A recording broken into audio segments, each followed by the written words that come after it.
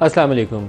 Supreme court के सामने एक केस है, वो मखसूस नशिस्तों के हवाले से पाकिस्तान तहरीक इंसाफ या सुन्नी इत्तेहाद किसको वो नशिस्तें मिलनी है या नहीं मिलनी, या उन जमातों को मिलनी है जिनकी पार्टीज़ मौजूद हैं, क्योंकि सुन्नी इत्तेहाद या पाकिस्तान तहरीक इंसाफ उसकी पार्टी की हैसियत का तयन होना भी बाकी है।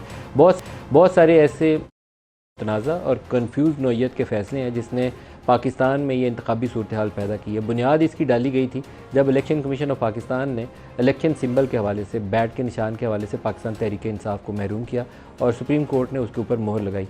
बहुत ही मुनासिब होगा कि सुप्रीम कोर्ट आज जो ऑब्जर्वेशन दे रही है और लाइव कवरेज दिखा रही है, उससे पहले उस केस का जिसके ऊपर रिव्यू भी फाइल हुआ है उसका फ़ैसला करे कि क्या पार्टी को इंतखाबी निशान से महरूम करना दुरुस्त फ़ैसला था या गलत फ़ैसला था। अगर उस बुनियाद को ठीक कर लिया जाए, तय कर लें आप पहले एक दफ़ा कि ठीक है महरूम करना है, तो फिर तो बात बाकी की तय करनी आसान हो जाएगी। अगर वो बुनियादी फ़ैसला गलत था, इलेक्शन कमीशन ने जो फ़ैसला लिया उसके अंदर गुंजाइश पैदा होनी चाहिए थी कि हम वोटर्स को उनके बुनियादी हक़ से महरूम कर रहे हैं कि वो अपनी पसंद की जमात को वोट कर सकें, तो फिर बाकी बहुत सारे मरहले तय करना आसान हो जाएंगे। फिर ये पाकिस्तान तहरीक इंसाफ पार्टी के तौर पर उसका वजूद है या नहीं, सुन्नी इत्तेहाद कौंसिल को नशिस्तें मिलनी है या नहीं, वो फ़ैसले करने आसान हो जाएंगे। क्योंकि PTI को तो इंतखाबी अमल से आउट कर दिया। अब जजेस ये सवाल करें कि आपने सुन्नी इत्तेहाद कौंसिल क्यों ज्वाइन किया, आपको तो PTI में रहना चाहिए था, तो उसकी बुनियाद वो फ़ैसले की तरफ ले जाती है हमें जब आपने कहा कि बल्ले का निशान आपका हक़ नहीं है। तो हमें कुछ फ़ैसलों से खुले दिल के साथ बड़ेपन का मुजाहरा करते हुए कुछ फ़ैसलों की तरफ रुजू करना चाहिए, सुप्रीम कोर्ट को खुद से करना चाहिए। तो आज जो ऑब्जर्वेशन जजेस दे रहे थे दो तरह की थी। एक जजेस वो कह रहे थे कि ये पूरा वोटर्स का जो हक़ है हमने उनसे छीन लिया, फातिमा जना से लेकर आज तक, और दूसरा वो ग्रुप था जो कह रहा था कि नहीं PTI तो थी नहीं, वो तो अब सुन्नी इत्तेहाद कौंसिल है, तो नशिस्तें किसको जाएंगी। तो इस बहस को कंक्लूड खुद सुप्रीम कोर्ट अपने फ़ैसले से कर सकती है। जो मैं दो स्टेटमेंट्स आपको छोटी सी सुनाना चाहूँगा प्रोग्राम के आगाज़ में। सबसे पहले तो 8 फरवरी के इंतखाबात के ऊपर जो जस्टिस सतर ने ऑब्जर्वेशन दी बहुत पावरफुल थी। उन्होंने कहा बहुत से गैर ज़रूरी सू मोटो लिए हैं, लेकिन जो सबसे मोस्ट इंपॉर्टेंट मैटर है उसके ऊपर आप क्या कहते हैं, सुनिए क्या कह रहे हैं वो।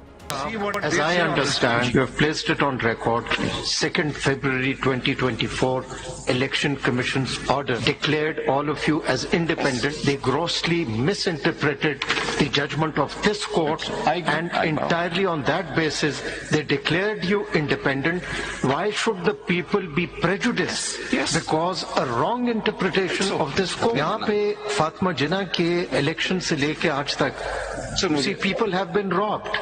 So either say that people were robbed in 8th February. It stems from whatever grievances are of the political parties relating to the 8th February election. It is such an important matter that this probably we have taken suo moto notices in practically every irrelevant matter. This was a perfect case. दूसरा जो statement justice सतर का है वो भी बड़ा मानी खेज़ है और अहमियत का हामिल है। अगर सुप्रीम कोर्ट के जज कहें कि इनको पता नहीं था कि 8 फरवरी या उससे पहले या उसके बाद में जिन लोगों को प्रेस कॉन्फ्रेंस की शक्ल में हमने देखा आए हैं और ऐलान किया है कि इमरान खान असल में सबसे बड़ा जुल्म की और पाकिस्तान में ख़राबी की बुनियाद वही है, उससे पहले वो जितने दिन गायब रहे वो कैसे उठाए गए और कैसे प्रेस कॉन्फ्रेंस हुई, ये अगर जजेस कहें कि इनको पता नहीं था तो ये बहुत बड़ा झूठ होगा। जस्टिस सतर ने क्या कहा, उन्हीं की ज़ुबानी सुनिए। फैसल साहब, आगे बढ़े, let us face the reality, बता दें कि when has this country been governed under the constitution? Fundamental rights that are being violated while we are sitting here.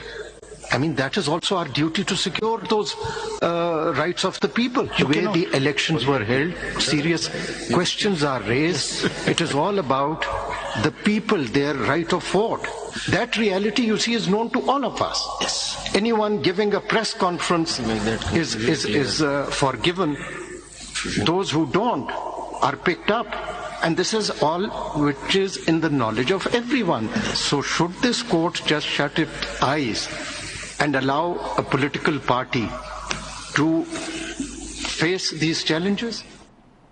Pakistan में ये जो पोलिटिकल इंजीनियरिंग हुई, पहले नया पाकिस्तान बनाने की खातिर इमरान खान को खड़ा किया गया। 2011 से उसके ऊपर सरमायाकारी की हमारी इस्टेब्लिशमेंट ने, और फिर जब लड़ाई शुरू हुई तो फिर उसको गिराने के लिए जो कुछ हम पाकिस्तान में इंतशार और फसाद देखते हैं, ये उसका शाखसाना है। इसका सबसे बड़ी जो कैजुअल्टी या उसका निशाना बना वो पाकिस्तान की इक़्तिसादियात या पाकिस्तान के लोग बने, जिनको ज़िंदा रहने का हक़ नहीं रह गया। अब इतनी महंगाई है कि वो आटा रोटी ख़रीदने से कासिर हैं। इतनी बेरोज़गारी है कि हर बच्चा जो यूनिवर्सिटी से डिग्री लेकर निकलता है उसको फिर ये परेशानी होती है कि अब नौकरी कहाँ मिलेगी। और उससे भी बड़ा हमने बहुत दुनिया में नारे मारे थे कि बड़ा गेम चेंजर पाकिस्तान में आ गया CPEC, तो चाइना पाकिस्तान ये जो कॉरिडोर बना है, इकनॉमिक कॉरिडोर, ये पाकिस्तान की तकदीर बदल देगा।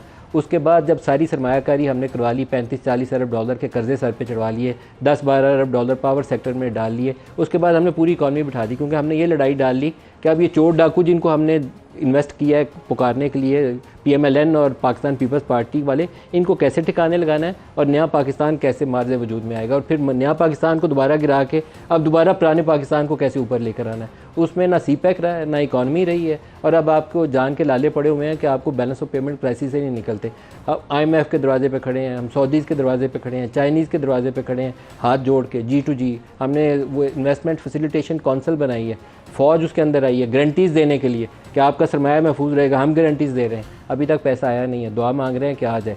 एक नया इनिशिएटिव जिसमें प्रोफेशनली कुछ कॉर्पोरेट सेक्टर के वो लोग जो समझ बूझ रखते हैं कि किस तरीके से सरमायाकारी एक्चुअली आ सकती है, वो लॉन्च होने जा रहा है। और मैं दिल से दुआ गो कि अल्लाह पाक करे कि वो मटीरियलाइज़ हो, और कुछ ऐसे शोबे जिसमें सरमायाकारी के लिए बिल्कुल हमवार ज़मीन है, आ सकता है पैसा। हमने इंफ्रास्ट्रक्चर CPEC में डाला है, उसके अंदर ग्रीनफील्ड प्रोजेक्ट्स नहीं आए, कोई इंडस्ट्री नहीं आई, कोई प्रोजेक्ट नहीं आया। वो आएगा तो हम कमाई करनी शुरू करेंगे।